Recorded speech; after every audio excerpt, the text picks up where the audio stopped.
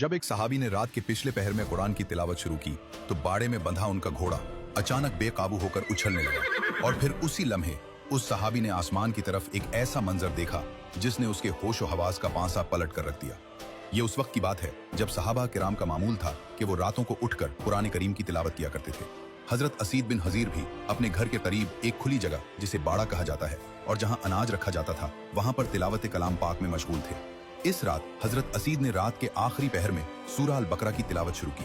उनके करीब ही उनका घोड़ा बंधा हुआ था जो उनका जंगी साथी था। यहाँ ये बात समझना जरूरी है, अल्लाह ताला ने हजरत असीद को निहायत सुरीली और पुरकशिश आवाज अता की थी।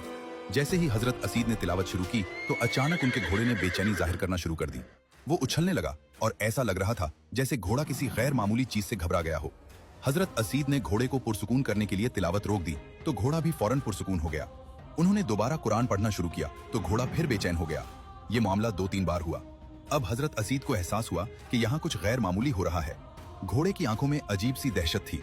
हजरत असीद तिलावत जारी रखना चाहते थे लेकिन वहीं करीब ही उनका छोटा बेटा याह्या सो रहा था। घोड़ा जिस तरह उछल कूद कर रहा था, हजरत असीद को शदीद खौफ हुआ कि कहीं वो रस्सी तोड़कर उनके मासूम बेटे याह्या को कुचल न दे।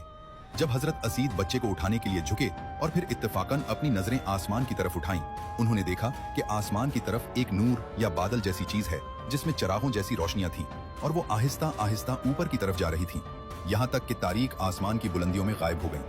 हजरत असीद पूरी रात हैरत और वजद की कैफियत में रहे और सुबह होते ही फौरन अल्लाह के नबी की बारगाह में हाजिर हुए और सारा किस्सा सुनाया। नबी करीम ने जब ये माजरा सुना तो आप सल्लल्लाहु अलैहि वसल्लम के लबों पर एक दिलकश मुस्कुराहट आ गई। आप सल्लल्लाहु अलैहि वसल्लम ने फरमाया, ए असीद, काश तुम तिलावत जारी रखते।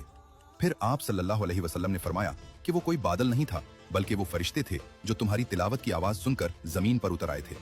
अल्लाह के रसूल ने एक हैरानकुन बात यह भी बताई कि अगर असीद तिलावत जारी रखते तो सुबह तक वो फरिश्ते वहीं रहते और मदीना के लोग भी उन्हें अपनी आंखों से देख लेते, क्योंकि वो नूरानी मखलूक अल्लाह के कलाम की मिठास में इस कदर खो चुकी थी कि वो लोगों की नजरों से भी न छुपते।